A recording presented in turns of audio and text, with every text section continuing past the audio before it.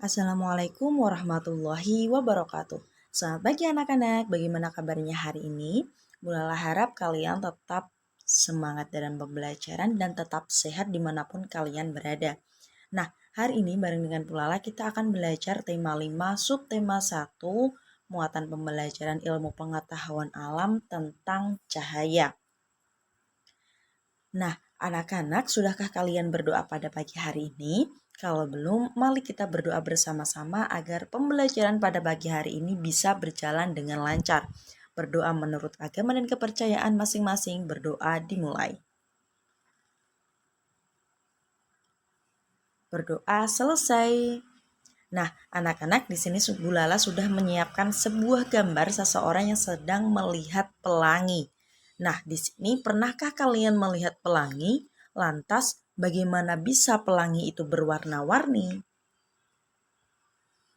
Nah, di sini ada seseorang yang sedang menatap pelangi, di mana pelangi ini ternyata adalah garis warna-warni.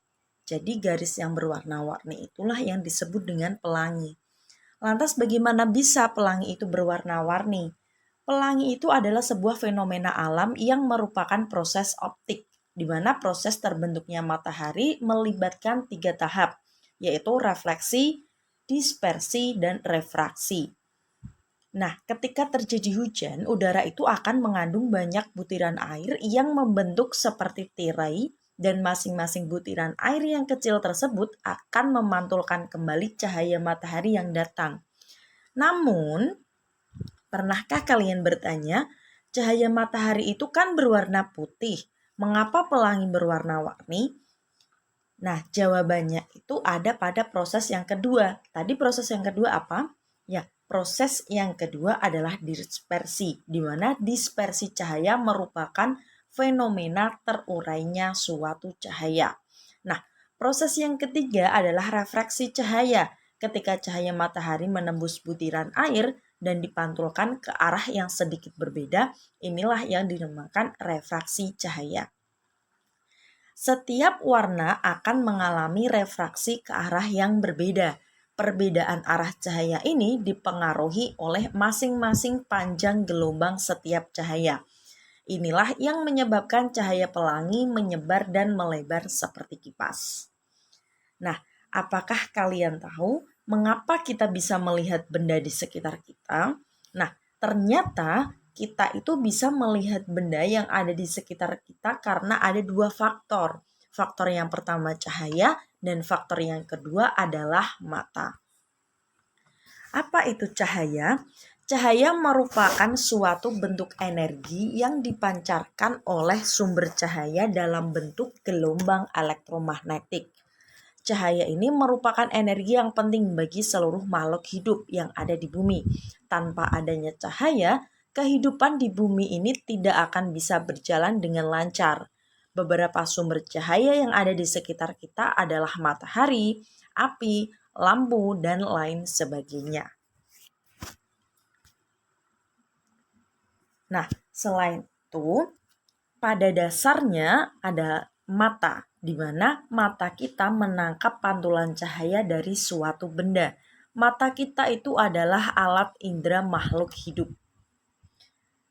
Nah, salah satu contohnya misalkan di sini sudah Bu Lala siapkan sebuah gambar. Misalkan ada jam di depan kita, di depan kalian.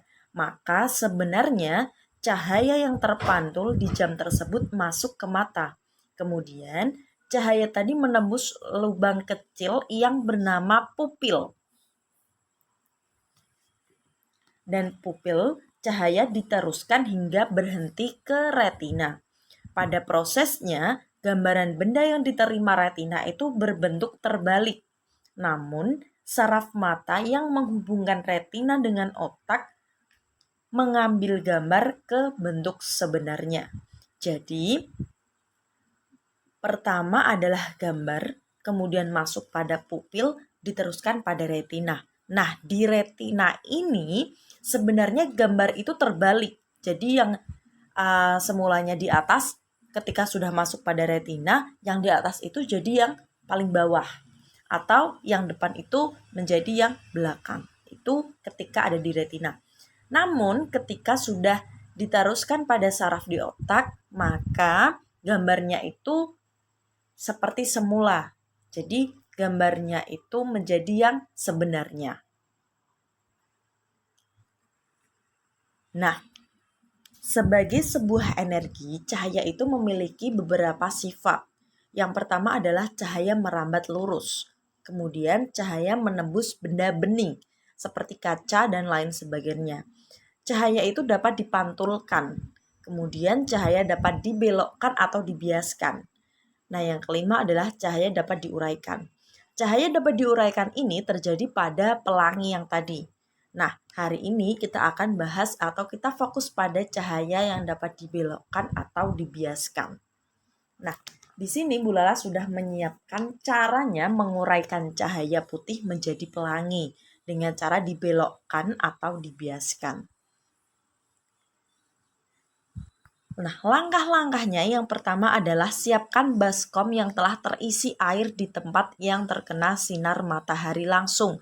Jadi harus terkena sinar matahari langsung, seperti pada gambar tersebut. Langkah yang kedua adalah masukkan cermin ke dalam baskom air. Ingat cerminnya itu kalau bisa cermin yang berbentuk persegi panjang. Pastikan menghadap ke arah datangnya cahaya matahari. Langkah yang ketiga adalah amati penguraian cahaya, di mana cahaya itu nanti akan menjadi pelangi dari pantulan cermin ke arah karton putih. Jadi kalian juga harus menyiapkan sebuah karton, seperti pada gambar tersebut.